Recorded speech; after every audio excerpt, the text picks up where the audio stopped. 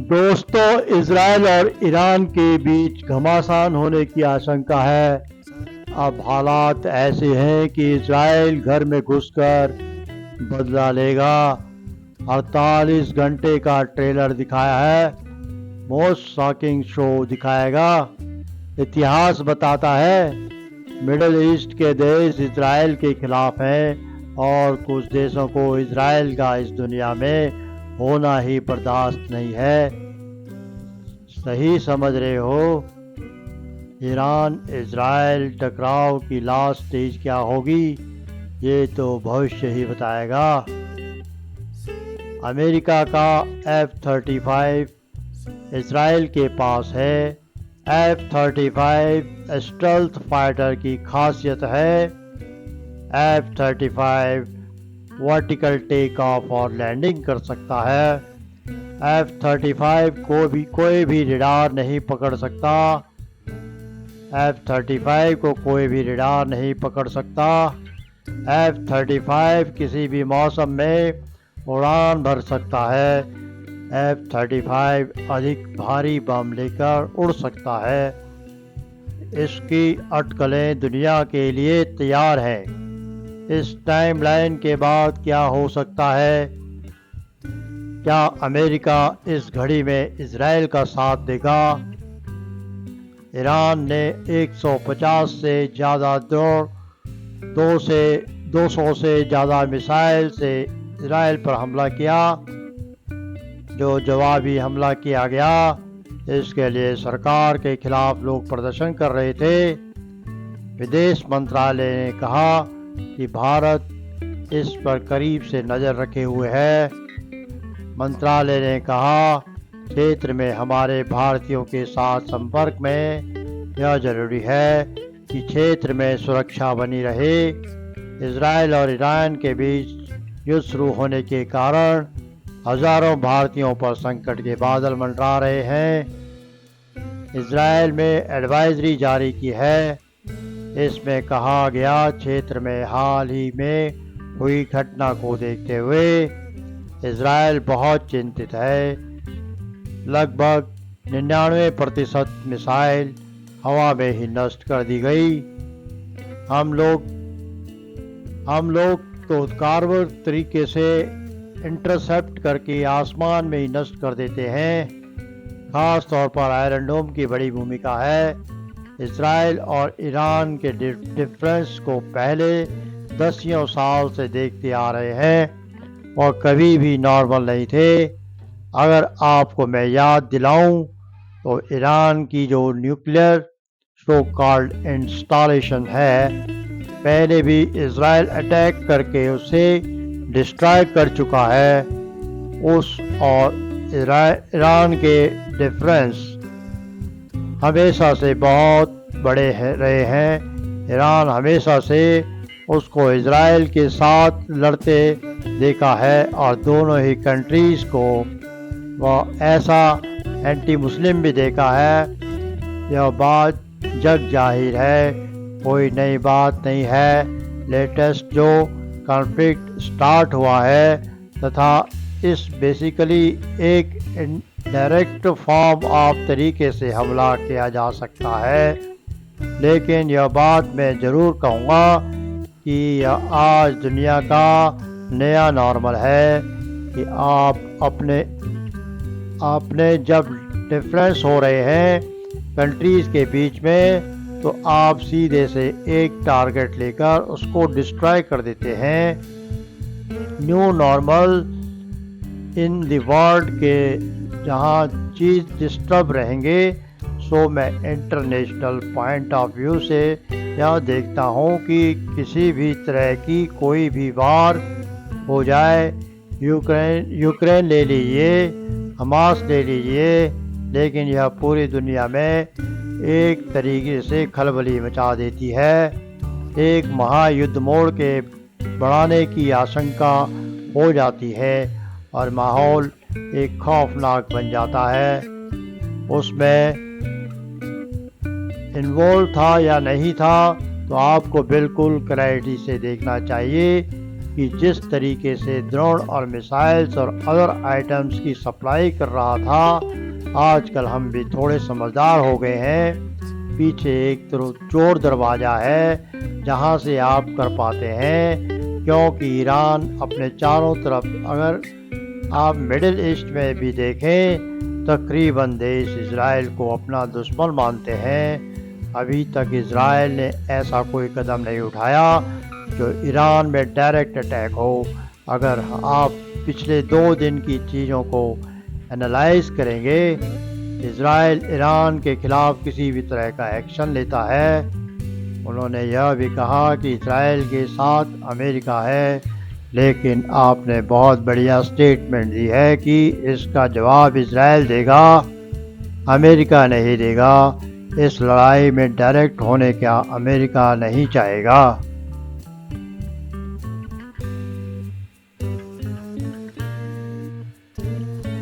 दोस्तों, आगे खबरों की खबर में देखने से पहले आपसे निवेदन है कि वीडियो को लाइक एंड सब्सक्राइब कर दीजिए।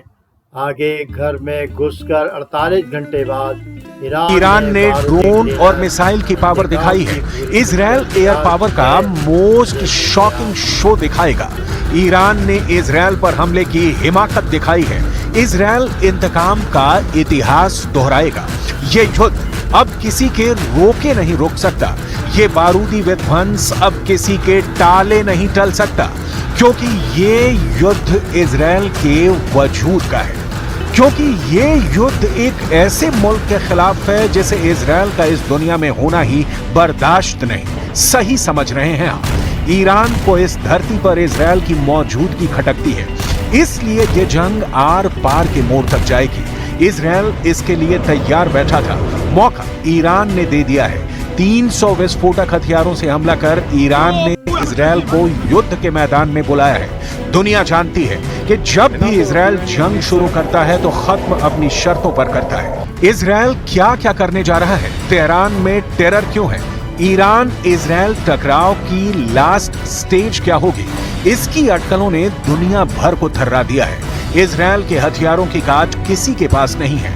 इजराइल जैसे सोल्जर बहुत कम सेनाओं के पास है। इजराइल के सबसे खूंखार और शातिर खुफिया कमांडो मोसाद भी जंग के लिए तैयार है।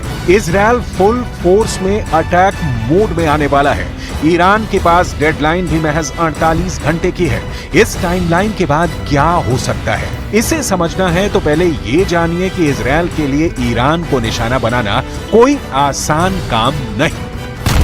पूरा मैप हम आपको दिखा रहे हैं। ये इजराइल और ये इराक, दूरी बहुत ज्यादा, तकरीबन 1800 किलोमीटर से ज्यादा, लेकिन अटैक किया है इजराइल पर एक साथ 300 ड्रोन से अटैक किया गया। हालांकि इस बीच इजराइल का दावा है कि हमने 99% ड्रोन्स को मार गिराए हैं। क्रूज मिसाइलों और सुपरसोनिक मिसाइलें दागी गई, 200 से ज्यादा रॉकेट और ड्रोन चलाए गए, 110 जमीन से जमीन पर वार करने वाली मिसाइलें छोड़ी गई, जबकि 36 क्रूज मिसाइलों से वार किया गया।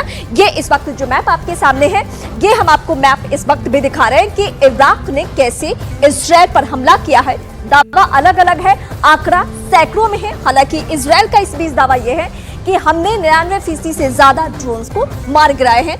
तो अभी ये जो लड़ाई है, ये जो अभी खत्म नहीं है, अभी भी स्थिति बहुत भयावह है और आने वाले वक्त में हो सकता है अगला 24 घंटा या 48 घंटा और भारी पड़ने वाला है। ऐसे हालात में इजराइल ईरान को सबक कैसे सिखाएगा? ये युद्ध हुआ तो लड़ा कैसे जाएगा? जवाब सीधा है, युद्ध तकनीक का होगा। लंबी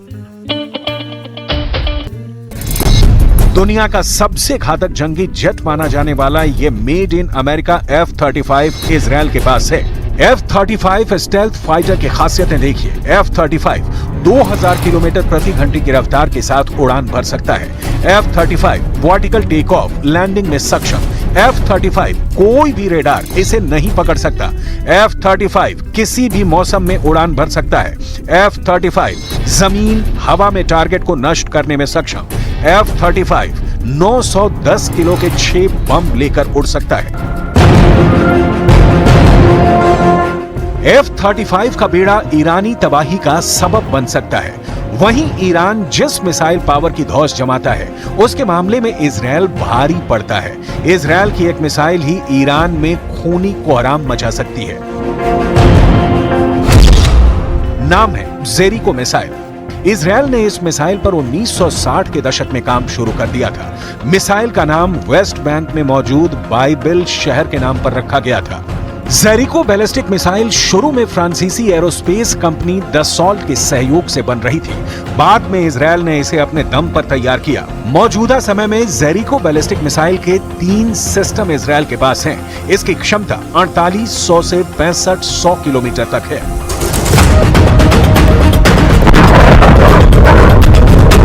पूरा ईरान इजरायल की एक मिसाइल की जद में है, यानी ट्रिगर तेल अवीव में दबेगा और बारूदी जलजला ईरान में उठेगा। अपनी धरती से ईरान को दहलाने तक ही इजरायल नहीं रुकेगा।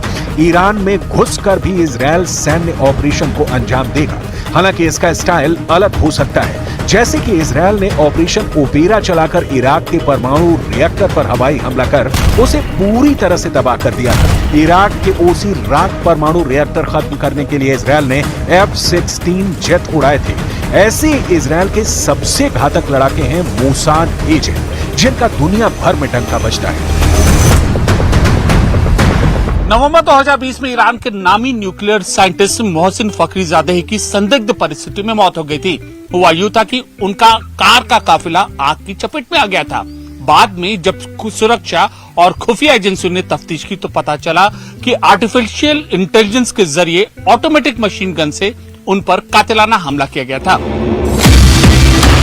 मोसाद एजेंट्स ने यह ऑपरेशन अंजाम दिया था। मोसाद एजेंट के ऑपरेशन से ईरान किस कदर खौफ खाता है, इसकी एक मिसाल 2018 में भी देखी थी, जब तेहरान में घुसकर मोसाद एजेंट ने 32 अलमारियों में छिपाकर रखे गए ईरान के न्यूक्लियर प्रोग्राम के डॉक्यूमेंट हासिल कर लिए थे। ईरान के इतिहास में इसे अब तक का सबसे बड़ा झटका माना जाता है।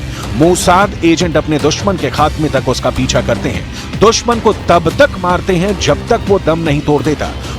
दोस्तों, आगे खबरों की खबर में कुल मिलाकर यह मैसेज ईरान की तरफ से देने की कोशिश की जा रही है। बस हमें जो करना है हमने कर लिया। हम यहाँ पर रोक रहे हैं, लेकिन अगर रिटेलिएट करने की कोशिश की तो फिर बड़े हमले हो सकते हैं।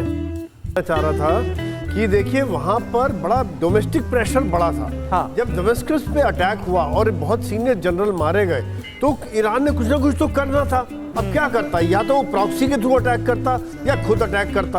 अब खुद अटैक किया, चाहे नाकाम हो गए, लेकिन जब उनकी जनता वहाँ देख रही है कि मिसाइल हमारे ईरान से उड़ रहे हैं, इसराइल की तरफ जा रहे हैं, इसराइल को ठोक रहे हैं, इसराइल को मार रहे हैं, तो देखिए क्या सेलिब्रेशन हो रहा है। एक तरह से वहाँ के लीडर्स की अपनी एक लीडरशिप है कि हाँ भैया हमने इसराइल को ठोक दिया, उनके एयर बेसिस पे हमला कर दिया। अब किसी को क्या पता कितना हमला हुआ, ये परसेप्शन की वार चल रही है, वहाँ प्रोपेगेंडा चल रहा है, हमने उनके 2 एयर बेसिस को डिस्ट्रॉय कर दिया है, यहाँ ये कह रहे कि हमने 95% मिसाइल और ड्रोन को रास्ते में बर्बाद कर दिया। तो ईरान ने कुछ ना कुछ तो करना था। अब उसने ये मैसेज भी क्लियर कर दिया कि हम युद्ध आगे नहीं बढ़ाना चाह रहे हैं। अमेरिका भी इसराइल को प्रेशर डाल रहा है कि आप ज़्यादा युद्ध ना बढ़ाएं, हम रक्षा में आपके साथ हैं, अटैक में हमें सोचना पड़ेगा। सऊदी अरेबिया और कुछ और देशों ने भी मना कर दिया अपनी बेसिस का इस्तेमाल करने से कि आप हमारा अटैक के लिए इस्तेमाल इन बेसिस का नहीं करेंगे। ईरान ने वार्निंग दे दी कि जॉर्डन एक ऐसा देश है जो सीमा पर पड़ता है, जिसका इस्तेमाल एयर स्पेस के तौर पर किया जा सकता है। हम करना पड़ेगा इनको हमले के लिए, तो ईरान ने उसको सोई सर बहुत इंपॉर्टेंट पॉइंट यहाँ पर रेज किया आपने। इस पर आगे हम बड़ा हमला करके दिखाना है, उन्हें ये बताना है कि तुम 19 थे तो मैं 20 हूं, तुम नहला लेकर आ रहे थे तो मैं दहला दूंगा। तो अब अगर ईरान से बड़ा हमला करना है तो फिर उसका स्केल बड़ा होना चाहिए, और अगर आप उतने बड़े हमला करेंगे तो निश्चित है भयानक तबाही आएगी और फिर ईरान उसका पलटवार करेगा। तो हम तबाही की तरफ बढ़ रहे हैं, इसमें कोई दो राय नहीं है। बिल्कुल, ये तबाही का ही आगाज हो सकता है। निश्चित तौर पर जिस तरह से टेंशन तनाव बढ़ता हुआ हम देख रहे हैं। ईरानी हमले पर अमेरिकी रक्षा मंत्री का भी बयान सामने आया है। अमेरिका ईरानी हमले की निंदा करता है, ये कहा गया है ऑस्टिन की तरफ से। अमेरिका ने ईरानी ड्रोन और मिसाइल को रोका, बाइडेन के निर्देश पर अमेरिकी कार्रवाई हुई। अमेरिका पूरी तरह से इजराइल के साथ है, ये एक बार फिर दोहराया गया है।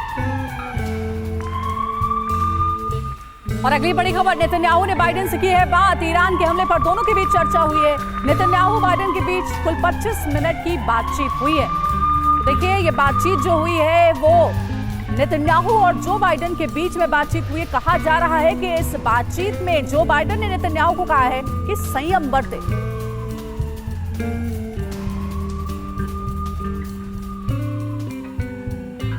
तो देखिए, मिडिल ईस्ट में बारूदी चिंगारी भड़कती हुई नजर आ रही है इस जंग के बाद, यानी इजराइल और ईरान जिस तरह से डायरेक्ट वॉर में कूद पड़े हैं। होता क्या दिख रहा है? बड़ी खबर, नेतन्याहू और जो बाइडेन के बीच तकरीबन 25 मिनट तक बातचीत हुई है फोन पर। नेतन्याहू ने ईरान के हमले की पूरी जानकारी साझा की है। नेतन्याहू ने अपने अगले कदम की भी जानकारी दी है। बदले की रणनीति पर इस वक्त काम होता हुआ नजर आ रहा है। आगे के प्लान पर दोनों के बीच बात हुई है। ईरान को कैसे जवाब देना है, इसे लेकर पूरी योजना तैयार हुई है। नेतन्याहू ने वॉर कैबिनेट में फैसले की भी जानकारी दी है। जी हाँ, तो मिडिल ईस्ट में बारूदी चिंगारी भड़क उठी है। और एक और बड़ी अपडेट है, ईरानी हमले पर बाइडेन ने किया है ऐलान। G7 के साथ बैठक करेगा अमेरिका और ईरानी हमले पर G7 पर चर्चा होगी। तो देखिए, जो बाइडेन भी लगातार युद्ध के इस माहौल के बीच एक्टिव नजर आ रहे हैं। बयान सामने आया है, ईरानी हमले को लेकर के ऐलान किया गया है कि G7 के साथ अमेरिका बैठक करेगा और इस हमले को लेकर चर्चा की जाएगी। तो ईरानी हमले पर बाइडेन का ऐलान है कि G7 की मीटिंग करके ईरानी हमले पर चर्चा होगी। मनीष, इस बैठक में क्या होगा? क्या ईरान को डराया जाएगा, धमकाया जाएगा, या फिर इजराइल के खिलाफ जंग लड़ने से रोका जाएगा? देखिए, अब तक हमने देखा था कि जब इजराइल और हमास के बीच जंग चल रहा था, उसमें इसी G7 कंट्री के ज्यादातर लोगों का ये कहना था कि इजराइल ज्यादती कर रहा है। लेकिन जब इजराइल और ईरान के बीच जंग हो रही है, तो इसमें से ज्यादातर जो G7 कंट्री के लोग हैं, वहां से बयान ये आ रहे हैं कि हम इजराइल के साथ खड़े हैं, या उन्होंने ईरान के हमले की निंदा की है। तो अमेरिका की कोशिश है कि G7 के सभी देशों को अपने साथ लगाकर ये मिडिल ईस्ट में एक मैसेज दे कि अमेरिका अकेला नहीं है, बल्कि इंटायर वेस्ट इस वक्त इजराइल के साथ खड़ा है और ईरान के हमले की निंदा करता है। क्योंकि आने वाली लड़ाई जो है, अगली लड़ाई एक और आपको संयुक्त राष्ट्र में भी है। संयुक्त राष्ट्र में एक तरफ रूस और चीन होंगे, वहीं दूसरी तरफ ज्यादातर देशों को अमेरिका अपने पाले में रखना चाहेगा। तो एक तरफ जहां मिसाइलों से हमला हो रहा है, ड्रोन से हमला हो रहा है, वहीं डिप्लोमेटिक लड़ाई कैसे लड़ी जाए, और आने वाले समय में अगर ये जंग बढ़ती है तो उस समय किस तरह कंसोलिडेट रखा जाए, उसके लिए G7 कंट्री के साथ अमेरिका बात करने में लगा हुआ है। तेल अवीव में ईरान के हमलों पर वॉर कैबिनेट हुई इमरजेंसी बैठक, और साथ ही साथ ये तस्वीर आप देखिए कैसे ईरान ने जैसे हमला किया इजराइल के खिलाफ, लोग दहशत में, खौफ में, डर के मारे भागते हुए नजर आ रहे हैं, खुद को बचाने की कोशिश करते हुए नजर आ रहे हैं। 150 से ज्यादा ड्रोन, 200 से, ये देखिए आप तस्वीरें, 200 से ज्यादा बैलिस्टिक मिसाइलों का इस्तेमाल किया गया है। और इसके बाद इजराइल को दहलाने की कोशिश की गई। हालांकि ज्यादातर हमलों को नाकाम करने का दावा इजराइल की तरफ से किया गया है। आयरन डोम डिफेंस सिस्टम की तरफ से जो जवाबी हमला किया गया। और ये देखिए हमारे साथ ये तस्वीरें तो हम दिखा रहे हैं, मनीष भी इस वक्त हमारे साथ है। मनीष, ये 2 तस्वीरें दिखाई है, और आप जरा बताइए, याद आ रही है अक्टूबर पिछले साल जब हमास इजराइल का युद्ध हुआ था, क्या कुछ ऐसा ही मंजर था? देखिए, 7 अक्टूबर का इस तस्वीर से क्या लेना है, ये पहले आपको मैं बता दूं। आप जो देख रहे हैं और हमारे दर्शक जो लगातार देख रहे हैं कि इस वक्त लोग बहुत भारी संख्या में भाग रहे हैं, दरअसल ये वही लोग हैं जो लगातार नेतन्याहू सरकार के खिलाफ विरोध प्रदर्शन कर रहे थे। जो तेल अवीव के स्ट्रीट में एक जगह पर, यानी कि अगर मैं कहूं कि वो तेल अवीव का जंतर मंतर बना हुआ था, जहां पर वो लगातार पिछले 6 महीने से बैठकर विरोध प्रदर्शन कर रहे थे। लेकिन जब ईरान ने हमला किया, जब ईरान की तरफ से मिसाइल और ड्रोन इजराइल की तरफ बढ़े, तो उसके बाद इजराइल आर्मी ने इन लोगों को कहा कि आपको अपनी जगह से वैकेट करना पड़ेगा, और इन लोगों को कहा कि आप अपनी जगह से हटकर सुरक्षित जगह पर चले जाए। तो ये वो तस्वीरें हैं कि पिछले 6 महीने से इजराइल के लोग जो इजराइल की सरकार के खिलाफ विरोध प्रदर्शन कर रहे थे, जो ये मांग कर रहे थे कि बंधकों की रिहाई की जाए, बिल्कुल, उनको भी इजरायली आर्मी ने कहा कि हमला होने वाला है, आप तुरंत सुरक्षित स्थानों पर जाएं, और उस स्ट्रीट को खाली करा दिया गया है। वहीं दूसरी तरफ की जो तस्वीर आप देख रहे हैं कि देखिए लगातार किस तरह से इजरायली आयरन ड्रोम ने अपने एयर स्पेस में सुरक्षा मुहैया की, और इसीलिए इजरायली सेना यह कह रही है कि ज्यादातर ज्यादातर मिसाइलों को और ड्रोन को हमने नष्ट कर दिया है, यानी उससे हमें नुकसान नहीं हुआ। लेकिन उन्होंने कहा ज्यादातर, यानी कुछ ऐसे भी ड्रोन और मिसाइलें रही जो इजराइल के मिलिट्री टारगेट को, जो मिलिट्री एसेट्स हैं उनको टारगेट करने में कामयाब रहे। जी ठीक है, मैं आपके पास फिर से आऊंगा मनीष, लेकिन इस बीच कुछ और जो बड़ी तस्वीरें आ रही है, बिग वॉल का सीधा हम रुख कर रहे हैं और बिग वॉल पर मैं चाहूंगा सुमित जरा उन तस्वीरों को आप समझ जाइए, क्योंकि देखिए दो बड़ी चीजें यहां पर हो रही है। एक तरफ ईरान का इजराइल के खिलाफ जो हमला हुआ और दूसरी तरफ अब जो स्ट्रेटेजिकल तैयारी हो रही है इजराइल की तरफ से ईरान के खिलाफ, कैसे इसका जवाब दिया जाएगा, वो तो दो तस्वीरें यहां पर सामने आएंगी। लेकिन जैसा हम आपको लगातार बता रहे हैं कि इस वक्त एक बड़े डर खौफ का माहौल भी इजराइल के अंदर नजर आ रहा है और बड़ा सवाल यह भी है कि क्या इजराइल का जो हमास के खिलाफ लगातार अटैक जारी है उससे भी ध्यान भटकाने की कोशिश। ये तस्वीर आपके सामने और ये दूसरी तस्वीर आपके सामने, मैं चाहूंगा इन दोनों तस्वीरों को आप एक्सप्लेन करें सुमित। देखिए, ये अगर आप पहली तस्वीर अगर आप देखें तो वॉर कैबिनेट की मीटिंग चल रही है। दरअसल मैं आपको बताऊं कि वॉर कैबिनेट की मीटिंग में अभी डिसाइड किया गया है, दूसरी बड़ी मीटिंग है ये 24 घंटे के अंदर, और ये डिसाइड किया गया है कि 24 घंटे के बाद ही ये बताएंगे कि आखिरकार किस तरीके से इसकी रणनीति। इसी बीच इजराइल ने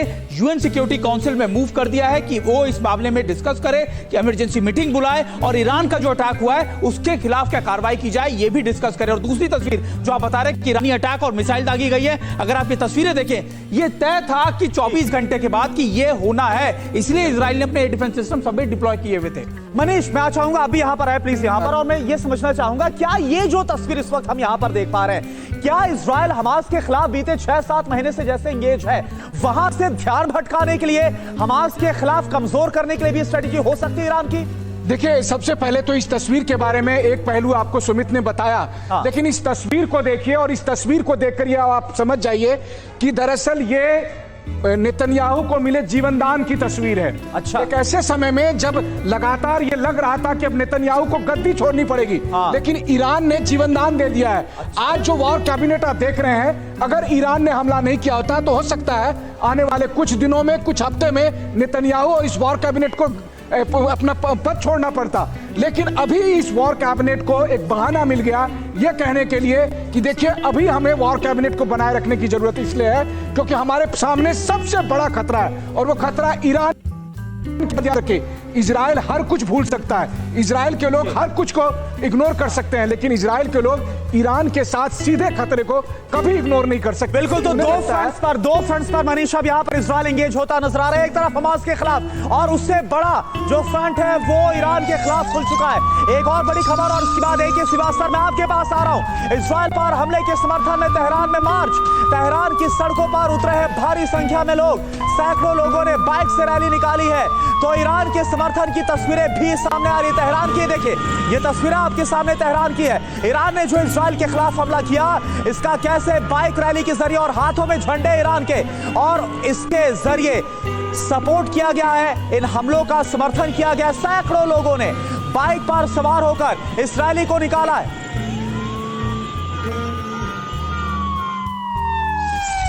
और एक और बड़ी खबर, अल अक्सा मस्जिद के ऊपर रॉकेट, मस्जिद के ऊपर दिखा के गोले, ईरान ने दागी कई मिसाइलें। अल अक्सा, ये तस्वीरें आपको देखनी चाहिए और समझनी चाहिए। और यहां पर आप देखिए अल अक्सा मस्जिद के ऊपर भी किस तरह से रॉकेट नजर आ रहे हैं। और सिवाज सर का मैं सीधे रुक कर रहा हूं। सिवाज सर, अब तो सवाल यही है कि इजराइल दो तरफ एंगेज हो गया है, एक तरफ हमास और उससे भी बड़ा खतरा अब ईरान का। क्या जवाब आप देख पा रहे हैं इन हमलों का? हाँ बिल्कुल, देखो करुणा, ये तो होना ही था और इसकी वजह यही है कि इजराइल ने जो दमिश्क में 1 अप्रैल को हमला किया था, ये सोची समझी साजिश के तहत था। और ये सच्चाई है कि कहीं ना कहीं नेतन्याहू को लग रहा था कि उनके जो समय है वो बहुत लिमिटेड है, अगर इलेक्शन होंगे तो वो इलेक्शन जीत नहीं पाएंगे अगर लड़ाई बंद होती। और वो कहीं चाहते थे कि ईरान भी इस लड़ाई में आए तो फिर ये लड़ाई लंबी हो सकती है और उनको जीवन दान मिल सकता है। जो हमला उन्होंने सीरिया में दमिश्क में 1 अप्रैल को किया, तो पलटवार तो ईरान ने करना ही था। अब बात ये थी कि ईरान इसको कैसे और कहाँ करेगा। क्या वो अपने जो प्रॉक्सीज हैं, हिजबुल्लाह, हौती रेबल और हमास के जरिए जवाब देगा या वो डायरेक्ट जवाब देगा? जिस पर दोस्तों, आगे खबरों की खबर में इससे क्षेत्र में शांति या सुरक्षा को खतरा है। मंत्रालय की ओर से जारी एक बयान में कहा गया है कि हम तनाव को तत्काल कम किए जाने से, परहेज किया जाने से और कूटनीति के रास्ते पर लौटने का विदेश मंत्रालय ने कहा कि भारत हालात पर करीब से नजर रखे हुए है।